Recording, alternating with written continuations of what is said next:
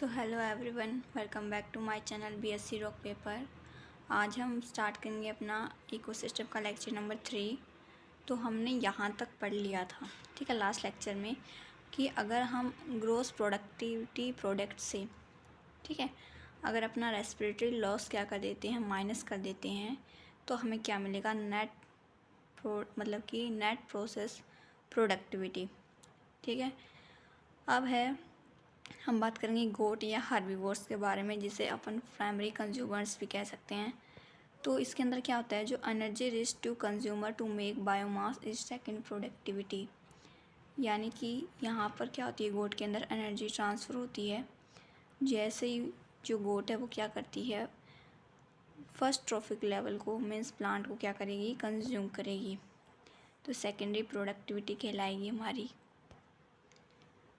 फिर है टाइगर, जिसे अपन सेकेंडरी कंज्यूमर्स भी कह सकते हैं।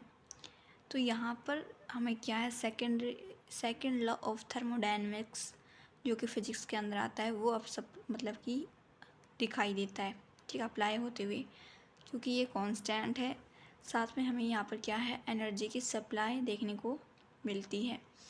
इसी वजह से हमें एनर्जी फ्लो के अंदर क्या है, second law of thermodynamics apply होते हुए दिखाई देता है, ठीक है, क्योंकि कांस्टेंट हमें दिखाई देगा कि जो एनर्जी है वो क्या हो रही है, सप्लाई हो रही है, ठीक है। जैसे ये हमारी अर्थ है, अर्थ पे क्या है, 30% जो पार्ट है वो किसका है, लैंड का है। भाई 70% जो पार्ट है वो क्या है, वाटर है, ठीक है। अब जो टोटल नेट प्राइमरी प्रोडक्टिविटी है वो क्या है, हमारी कितनी पाई गई है, 170 मिलियन टन, ठीक है। अगर अपन उसको मल्टीप्लाई कर दें, ठीक है, 1000 ग्राम से और इतने नंबर से, तो हमने क्या किया, हमें देखा कि जो लैंड है, लैंड पे हमें 115 बिलियन टन देखने को मिला, ठीक है, नेट प्राइमरी प्रोडक्टिविटी। और वही वाटर के अंदर हमें 55 मिलियन टन क्या है, प्रोडक्टिविटी देखने को मिली।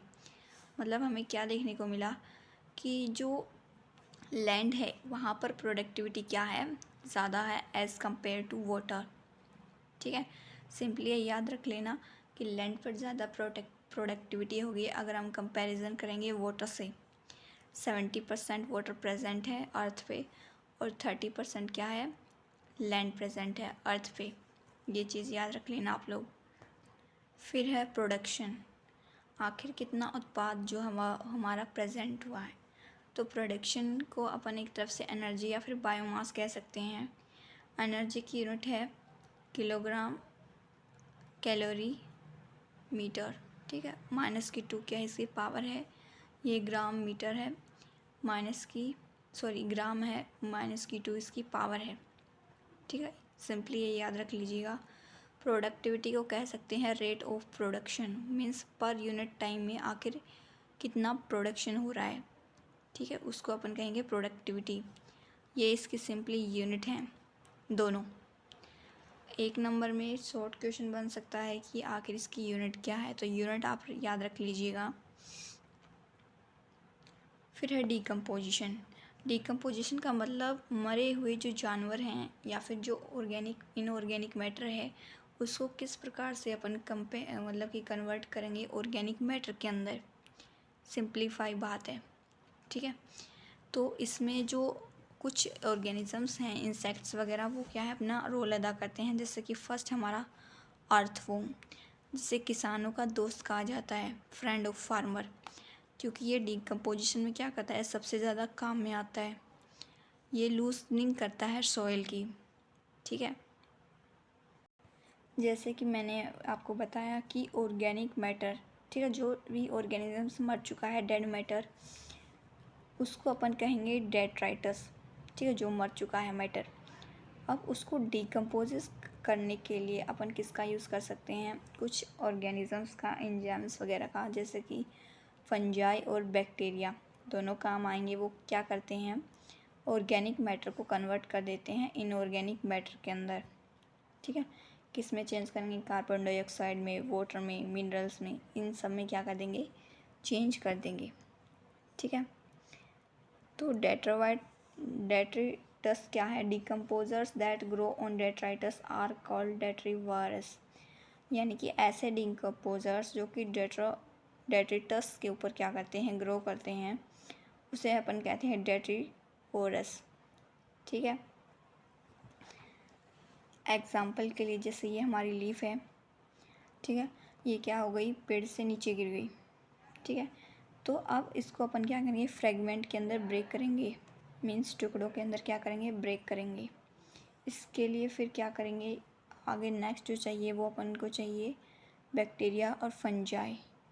यहाँ पर क्या करेंगे कि एक केमिकल चेंज देखने को मिलेगा अपन को, कैटाबोलिज्म्स मीन्स टुकड़े टुकड़े किए जाएंगे, बिल्कुल छोटे छोटे। यहाँ पर थोड़े से बड़े बड़े टुकड़ों में कन्वर्ट किया, फिर उससे छोटे टुकड़ों में क्या किया, कन्वर्ट किया। फिर ह्यूमिफिकेशन के द्वारा क्या होगा कि डार्क कलर्ड अमरफस मैटर क्या होगा, रेजिस्टेंट हो जाएगा, जिससे क्या होगी, हमें क्या देखने को मिलेगा कि क्या हुआ, माइक्रोबियल अटैक हुआ है। क्या देखने को मिलेगा कि माइक्रोबियल अटैक हुआ है। ठीक है, फिर इसको अपन मिनरल में कन्वर्ट करेंगे, जो कि क्या करेगा, स्लोली मिनरल्स को रिलीज़ कर देगा।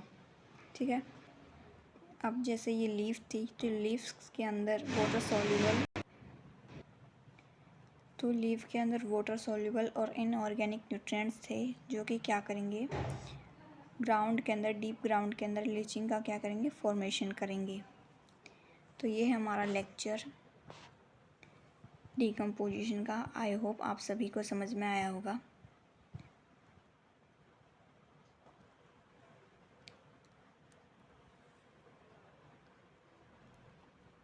Thank you.